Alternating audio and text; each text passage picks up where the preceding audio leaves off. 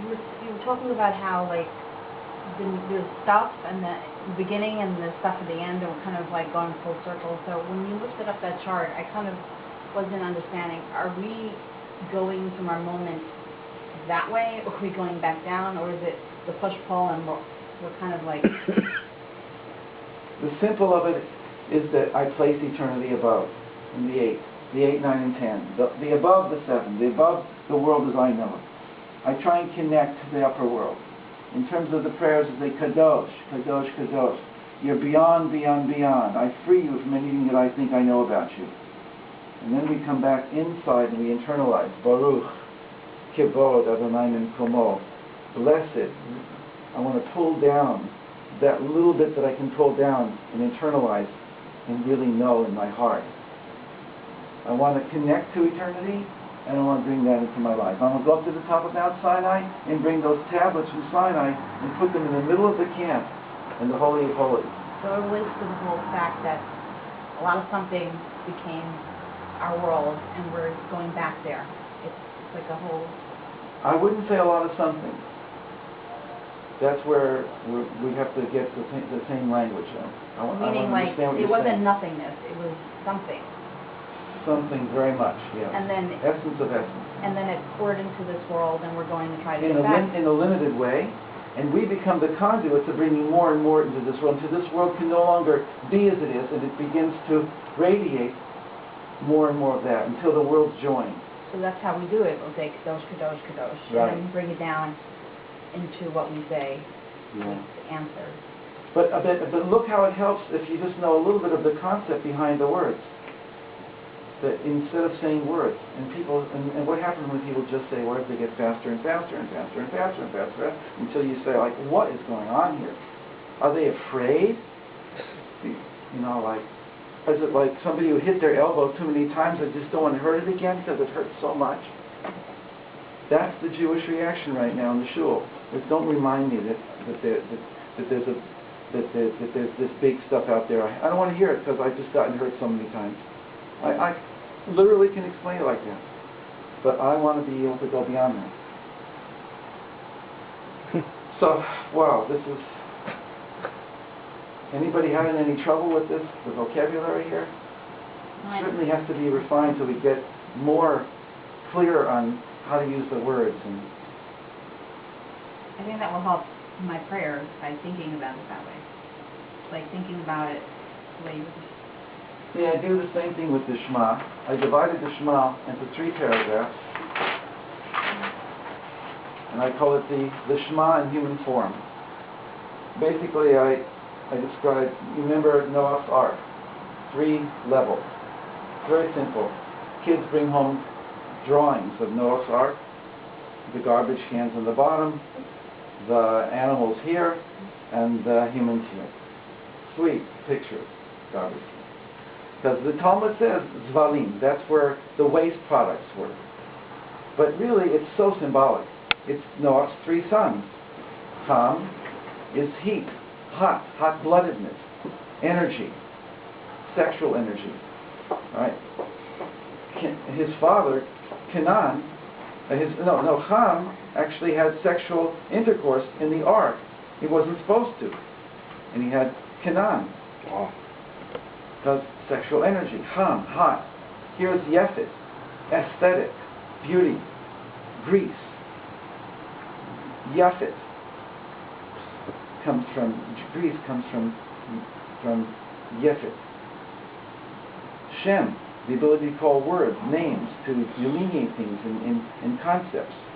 So you get 3 sons, 3 levels of the ark, and later on in the temple you get the Holy of Holies up here, where the ark is, where the 2 tablets of the covenant, and here you have the rib cage where you have the vital organs, but in the temple you have the incense altar, and you have the menorah for the lungs, and you have the table with the bread on it for the heart, giving sustenance to the whole thing. And then down here you have the digestive system corresponding to the altar, where you do barbecues. Oh, so you begin to see, well, maybe there's something here. And then the Torah talks about nefesh, ruach, neshama. There's one verse where they're all in the same verse. Vayipach be'apav nishmat chaim Vayihi ha'adam nefesh chaya. God blew into man the neshama, and man, the combination of soul and body, became nefesh. And the Targum also says ruach mimalala, a speaking spirit.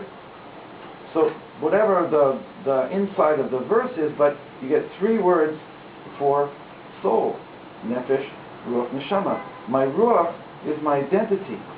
My nefesh is the lower part of me, the unconscious. This is the conscious, this is the unconscious. I came into this world to refine, to elevate, but I need the help of the superconscious to do it.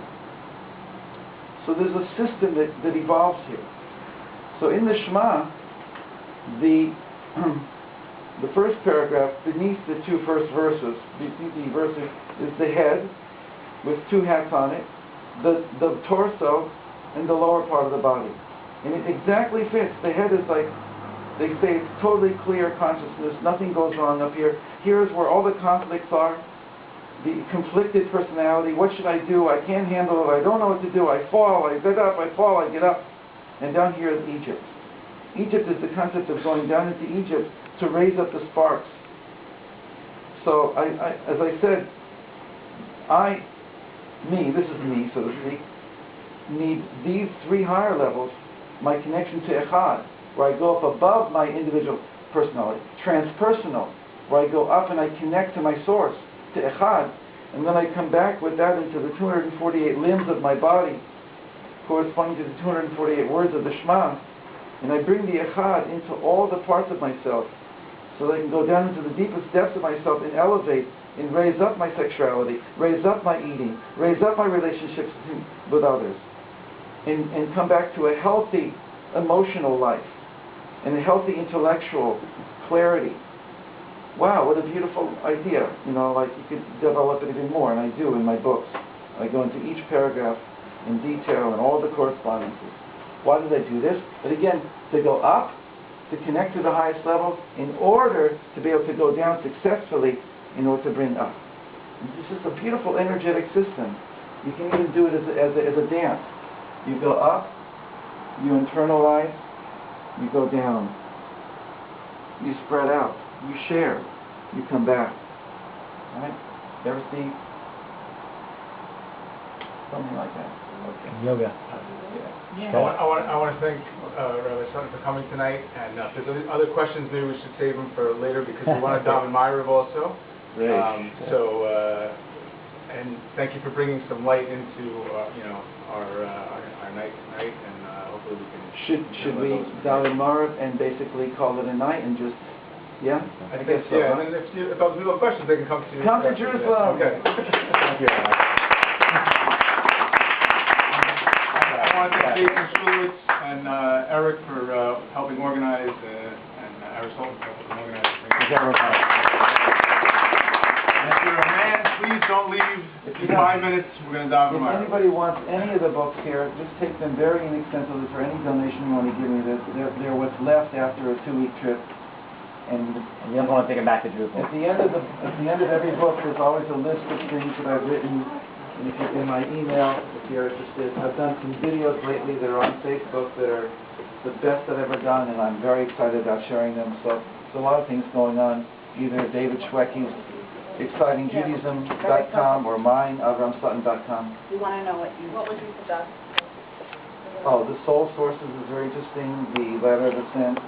The bigger books. This is an incredible